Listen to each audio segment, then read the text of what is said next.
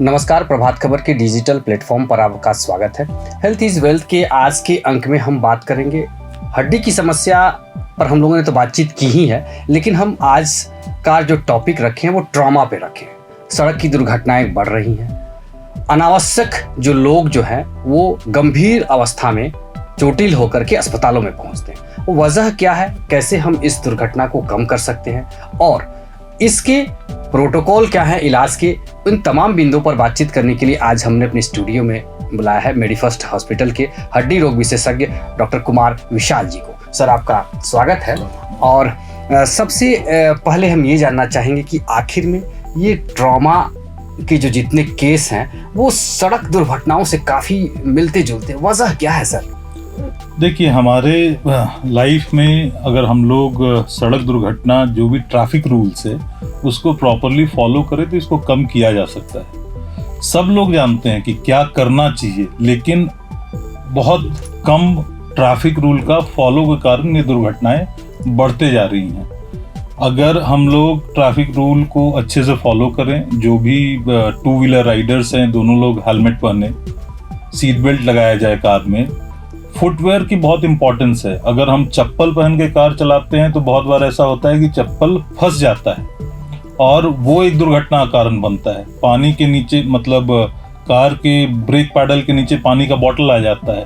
तो इन चीज़ों को हम अश्योर करें, गाड़ी का रेगुलर मेंटेनेंस और सर्विस करवाएं, ट्रैफिक रूल को फॉलो करें, ओवर स्पीडिंग ना करें, ओवरलोड से बचें, सीट बेल्ट और हेलमेट का प्रयोग करें। तो अगर दुर्घटना होती भी है तो इंटेंसिटी ऑफ इंजरी, मतलब आपके दुर्घटना से जो चोट लगती है, इंटेंसिटी है, वो डेफिनेटली बहुत कम जाती है। हम लोगों को ट्रैफिक रूल फॉलो करने की आवश्यकता है सड़क दुर्घटनाओं को कम करने के लिए।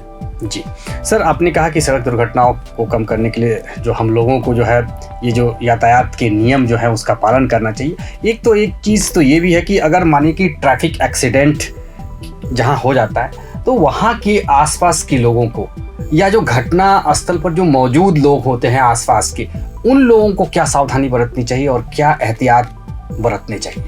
देखिए, सबसे इम्पोर्टेंट क्या देखा जाता है कि कहीं भी दुर्घटना होता है तो बहुत सारे लोग आसपास एकत्रित हो जाते हैं और सब लोग अपने मन का कुछ कुछ करने लगते हैं। If someone is expert to handling patient तो उनको वॉलंटरली आगे आना चाहिए। जिन लोगों ने थोड़ा बेसिक ट्रीटमेंट, जो कि BLS ट्रेनिंग बहुत ज़्यादा अच्छे खासे लोगों को दी जाती है, वैसे अगर लोग हैं तो वो लोग वॉलंटियर बन के आगे आएँ और वो लोग ही पेशेंट को हैंडल करें। बहुत कॉमनली देखा गया है कि लोग खाना और पानी तुरंत ऑफर करते हैं। तो 90% केसेस में देखा जाता है कि दुर्घटना के बाद लोगों को अगर अस्पताल ले जाया जाता है तो इमरजेंसी में सर्जरी करने की जरूरत होती है। अगर हम लोग उस समय खाना पानी दे देते हैं तो सर्जरी करने में कठिनाई होती है निश्चित तौर पे। तो अननेसेसरी फूड को ऑफर नहीं करें, पानी ऑफर नहीं करें। छीट वीट चेहरा पे मारना है तो ठीक है, लेकिन पानी एकदम से ऑफर नहीं करें। सबसे इम्पोर्टेंट है, अगर कोई विक्टिम है जो कि एक्सीडेंट का विक्टिम है तो उनको हम लोग हैंडल प्रॉपरली करें। हैंडल प्रॉपरली का मतलब, अगर मान लीजिए कि आपके रीढ़ के हड्डियों में चोट है और उसको हम लोग माल हैंडल करते हैं, मतलब जैसे तैसे मोड़ना खींचना ये सब चीज करते हैं, तो रीढ़ के नसों में गंभीर चोट लगने की चांसेस होते हैं, जिससे पैरालिसिस होने का भी चांस होता है। इंजर्ड लिम्ब को थोड़ा हम लोग, कोई भी शरीर का भाग है अगर टूटा फूटा हुआ है तो उसको हैंडल प्रॉपर करना चाहिए, जैसे तैसे खींचतान नहीं करना चाहिए।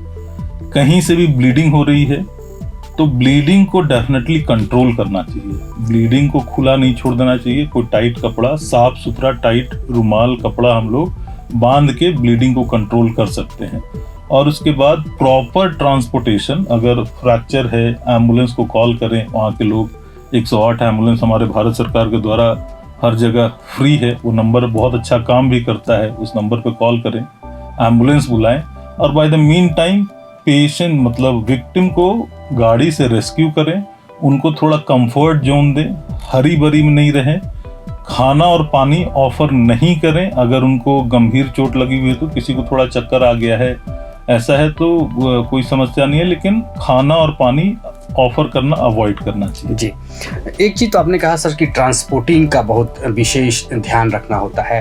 वजह है कि उसका अलग अलग जो है वो जो दुर्घटनाएं हुए हैं तो वो शरीर का जो हड्डियां हैं वो इधर उधर हो सकती हैं, तो ये एक कारण है। अगर मान के चलिए कि कोई अगर कार चला करके अकेले चल रहा हो और उसका एक्सीडेंट हुआ हो, और बहुत ज़्यादा एक्सीडेंट नहीं हुआ है फिर भी वो जो है होशो हवास में है और उसे सहायता की जरूरत है, तो क्या क्या वो कर सकता है एक व्यक्ति? देखिए, आज अभी हमारे कार्स जो हैं लगभग टेक्नोलॉजी में बहुत एडवांस हो गए हैं। जीपीएस ट्रैकिंग अवेलेबल है। आप अगर कॉन्शियस हैं तो अपने आप को, कभी भी चोट लगता है तो इंसान सदमा में चला जाता है। If the person is alone, सबसे इम्पोर्टेंट चीज है कि कार रोड ट्रैफिक एक्सीडेंट होता है, इंसान कार में है, रात का समय है और अकेला है, तो और कॉन्शियस है, चोट एक्सीडेंट हुआ है, चोट लगी है लेकिन ही इज कॉन्शियस, तो उसको अपना मेंटल स्टेटस को थोड़ा बूस्ट अप करके रखना है। अपने आप को मेंटेन रखना है, एकदम से डिप्रेस नहीं हो जाना है। डेफिनेटली आपको हर हाईवे में आज के डेट में एक इमरजेंसी नंबर दिया हुआ रहता है। अगर आप जाते हैं तो उस इमरजेंसी नंबर को अपने फ़ोन में सेव कर लीजिए। वो 10 किलोमीटर 20 किलोमीटर के दायरे में वो चेंज होते रहता है। तो इमरजेंसी नंबर आपको हाईवेज में दिए हुए रहते हैं। 108 एम्बुलेंस फिर से बहुत बड़ा जरिया है कि आपको रेस्क्यू करने के लिए आपके पास टीम आती है। जितने भी टोल हैं, आप जो भी टोल से क्रॉस करते हैं उनके पास भी अपनी एम्बुलेंस सर्विसेज होती हैं, वो लोग भी आपको हेल्प करेंगे। तो आपको सिर्फ अपना होशो हवास खोना नहीं है, आपको अपने को बैलेंस करके रखना है, इमरजेंसी नंबर में कॉल करना है। जिस भी स्थिति में है, अगर गाड़ी में कोई तरह का ऐसा दुर्घटना हो गया है कि उसमें आग वाग लगने की संभावना है, तो आप गाड़ी से दूर हो जाइए, नहीं तो अपना कार का इंजन बंद करके हजार्ड लाइट को जला के वेट करना चाहिए। अपने आप को बैलेंस करके रखें, आप सेफ रहेंगे इस स्थिति में। एक तो आपने कहा कि सर ये जो पर्सनली हम लोग खुद जो सड़क दुर्घटना में जो घायल हुए हैं वो होशो हवास में रहे, अपने उत्साह को कम नहीं करें, मॉरल हाई रखें।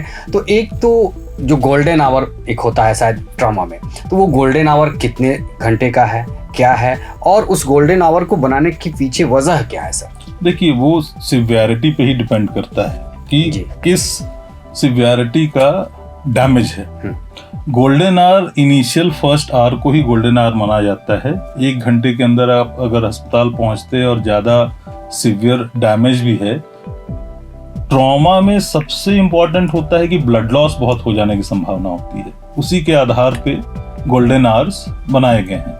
तो ब्लड लॉस को कम से कम ब्लड लॉस कम से कम हो, उसके लिए हम लोग प्रिकॉशन ले, और फर्स्ट 1 to 2 आवर्स को ही गोल्डन आवर्स माना जाता है। अगर बहुत ज़्यादा सिवियरिटी है, सर में इंजरी है, छाती में इंजरी है, एवरीथिंग, गोल्डन आवर का मतलब है कि अगर आप उस समय पहुंचेंगे और बहुत ज़्यादा सीवियर इंजरी है तो आपको रिकवरी के चांसेस, बचने के चांसेस डेफिनेटली हाई हो जाते हैं। जी, एक तो आपने कहा कि सर गोल्डन आवर का पालन करना चाहिए और उससे बचने के चांसेस बहुत ज़्यादा बढ़ जाते हैं। दूसरी एक बात है कि ट्रामा की जो सर्जरी होती है, आज तो जो सर्जरी हो गई है बहुत एडवांस टेक्नोलॉजी से जुड़ गई हैं, तो ट्रामा सर्जरी के बाद आप लोग से कौन कौन से सर्जरी का उपयोग मतलब होता है, नई टेक्निक्स क्या है और चुनौतियां क्या रहती हैं आप लोगों के पास ट्रामा के मरीजों की? देखिए, ट्रॉमा में एक पूरे टीम की ज़रूरत होती है। एक सिर्फ ऑर्थोपेडिक सर्जन या फिर जनरल सर्जन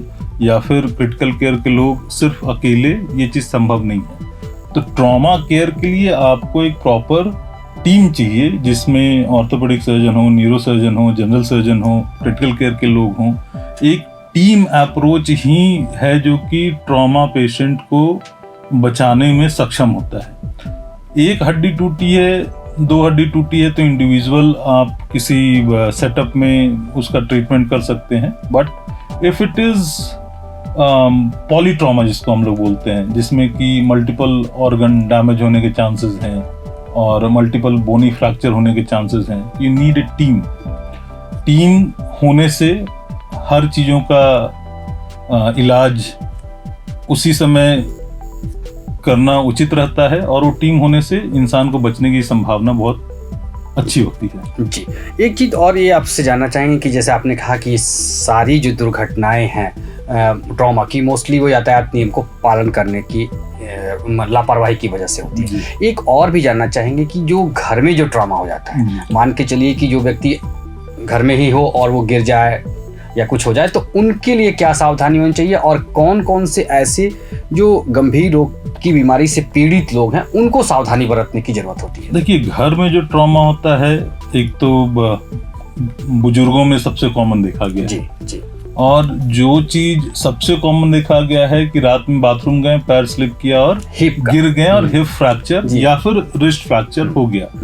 अगर आपको इंटेंस पेन होता है आफ्टर फॉल, बहुत तेज दर्द होता है, आप उस पैर को या हाथ को इस्तेमाल नहीं कर पा रहे, वहां पर सूजन हो जा रहा है, उस पैर पे आप खड़े नहीं हो पा रहे हैं, तो बहुत ही हाई प्रोबेबिलिटी है कि वो फ्रैक्चर है।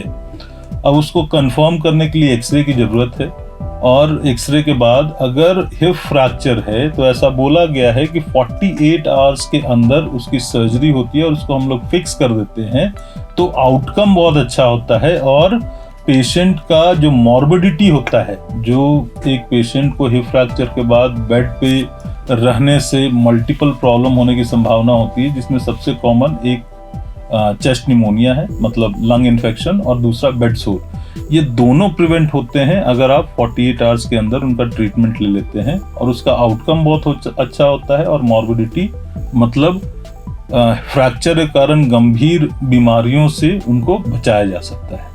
उसका रिजल्ट भी बहुत अच्छा है, पेशेंट बहुत अच्छा रिकवर करते हैं हिप फ्रैक्चर के लोग, if we operate him immediately within 48 hours. जी सर, एक चीज़ तो चलते चलते ये भी हम लोग जानना चाहेंगे कि एक तो आपका एक संदेश जो हमारे दर्शकों के लिए होना चाहिए कि इन ट्रामा के मरीज हम नहीं बने, हम ट्रामा जो है या गंभीर सड़क दुर्घटना के शिकार न हो जाएं। इसके लिए हमें क्या क्या सावधानी बरतनी चाहिए, क्या करना चाहिए, और एक बार और हम एक कह देना चाहते हैं या बता देना चाहते हैं लोगों को आपके माध्यम से कि वो क्या सावधानी बरतनी चाहिए जब ट्रॉमा होता है। तो 2 चीज़ें हम आपके माध्यम से संदेश देना चाहेंगे। देखिए, आप सबों से ये निवेदन है कि सड़क नियमों का तो पालन करना चाहिए।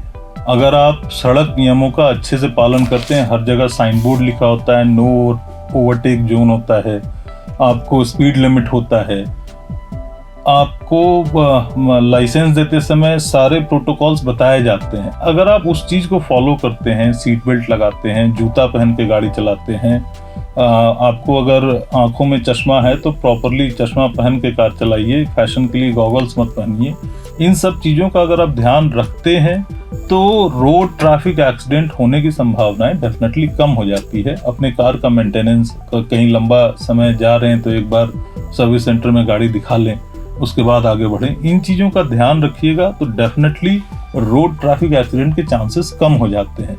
अब ट्रॉमा होता है तो उसके लिए तो भाई आपको थोड़ा इमरजेंसी मतलब रोड में जो इमरजेंसी सर्विसेज के नंबर होते हैं उसको आप लिखते जाइए, कम से कम फोटो ले लीजिए, लिखिए, आपके साथ जो को पैसेंजर है उस पर ध्यान दें। टोल वालों का नंबर है, जो हमारा टोल होता है वहाँ पर भी एम्बुलेंस सर्विसेज है, और 108 एक नंबर है जो कि ऑल इंडिया सर्विस देता है। आप इन चीज़ों को ध्यान में रखिएगा तो ट्रॉमा होने पर भी आपको बचने की संभावनाएं और आपको ठीक हो जाने की संभावनाएं काफ़ी बढ़ जाती हैं। तो आपने देखा कि डॉक्टर साहब ने कितनी महत्वपूर्ण जानकारी दी कि एक तो ट्रॉमा नहीं हो, हम सड़क दुर्घटनाएं के शिकार नहीं हो, इसके लिए यातायात के नियमों का पालन करें। अगर ट्रॉमा खुदा न खास्ता अगर हो भी जाता है तो हमें क्या क्या सावधानी बरतनी चाहिए, कैसे उसको ट्रांसपोर्ट करके अस्पताल पहुंचना चाहिए, इन तमाम बिंदुओं पर उन्होंने बहुत बखूबी से हमारे सवालों का जवाब दिया। अगले अंक में हम फिर किसी एक नए डॉक्टर के साथ होंगे, नए मुद्दे पर चर्चा करेंगे। तब तक के लिए बहुत बहुत धन्यवाद। प्रभातखबर.com, विश्वास वही, रफ्तार नहीं।